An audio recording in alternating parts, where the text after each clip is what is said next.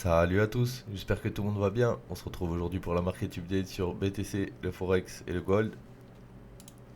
Donc BTC est dans sa POI tout en haut là, qu'on avait identifié. L'espèce de gap ici, hein, qu'il fallait refil.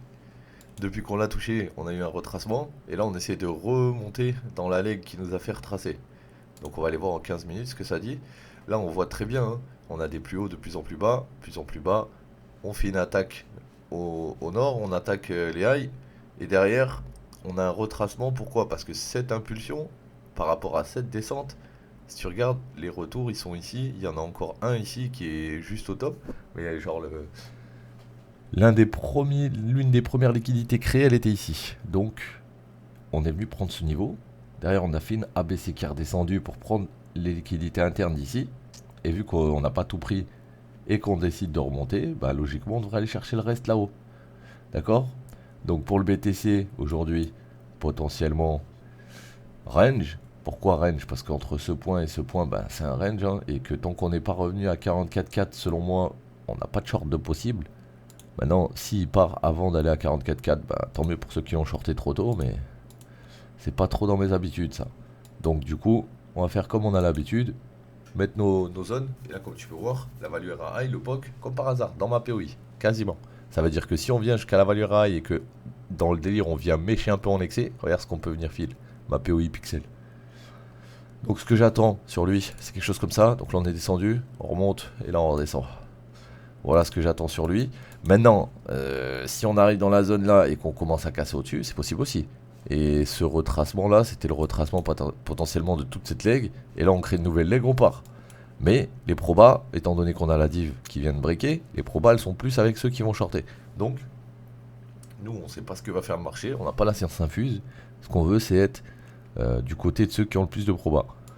Donc là les probas, si on revient dans cette zone, elles sont vraiment pour les shorts. Tant qu'on n'est pas dans cette zone, les probas elles sont plutôt longues comme tu peux voir avec les mèches. Mais attention, parce que ça veut pas dire qu'on est longue, il faut longue n'importe où. Surtout ici. Enfin genre, t'aurais voulu longue, il aurait fallu mettre une fib ici. À rentrer dans ta zone ici. C'est ce que je vous avais dit hier. En plus, j'avais tracé la OTE là. Vous avez dit hier, on longue pas ici, on est au 61,8, vous vous rappelez ou pas? Donc, du coup, ça c'était ta zone d'OTE. Si t'avais mis tes ordres dedans, t'es moi, on serait venu te chercher avec une mèche. Donc, toi, tu serais rentré à peu près dans par là. Et là, maintenant, on va remonter, en faire soit 1, 2, 3, 4, 5, soit ABC. Et vu que on a breaké avec une A, selon moi, là, on a fait 1, 2, 3. Ok, on est redescendu en 1, 2, 3. Là, on a fait 1, 2, 3. 1, 2, 3. Pour remonter en 1, 2, 3. Donc à voir comment ça va se passer. En tout cas, BTC est dans un big range au top de sa pattern. Donc faut faire très très attention. L'euro, on vous avait prévenu aussi, pareil. Ouais, ça va trop vite. Donc l'euro, on avait vu break de price action la semaine dernière. Ici le shosh, la descente. On a vu un premier fake break ici par rapport à ce high. On a refait un plus bas. Puis après on est remonté au-dessus de ce high qui avait fake break. Du coup on a validé à ce moment. On est venu retest, fly. On est dans le haut de la pattern, on a été méché, la petite zone que je vous avais donnée, on est en train de drop maintenant. On pourrait aller plus haut, mais d'abord c'est la correction avant. Donc la correction elle n'est pas obligée de venir prendre ce lot, mais on pourrait revenir facile là-dedans, d'accord? Voir là-dedans, voir là-dedans. Ça après c'est le marché qui va décider où il s'arrête.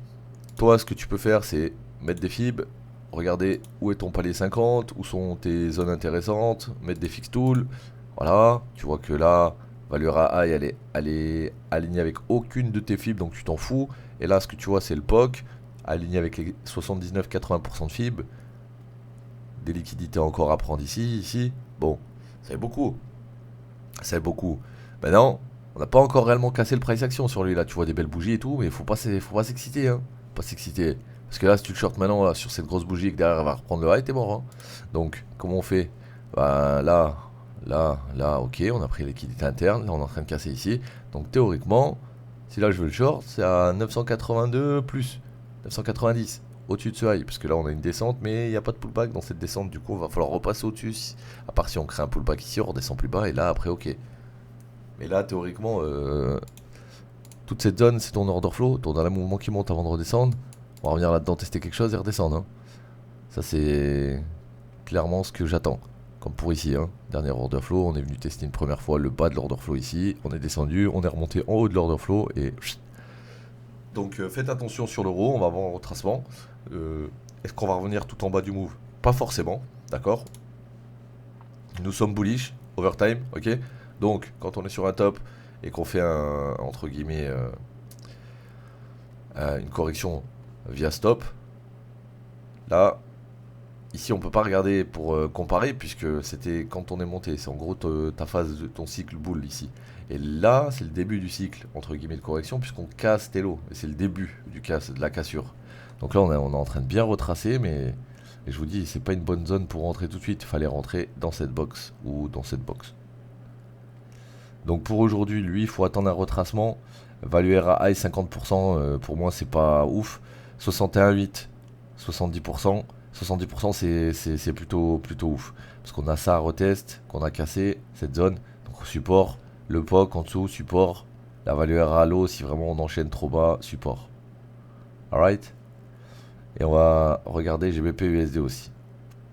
Donc GBP USD. Ah, GBP USD, c'est pas pareil. Hein. C'est pas pareil. Ah, c'est difficile. Ok. Hop. Ça c'était notre high. Ok. On a breaké au-dessus.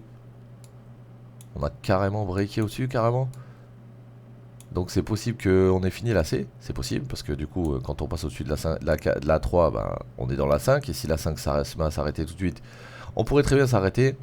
Si jamais on commence à retracer là, on va aller chercher l'IDM. L'IDM qui est là.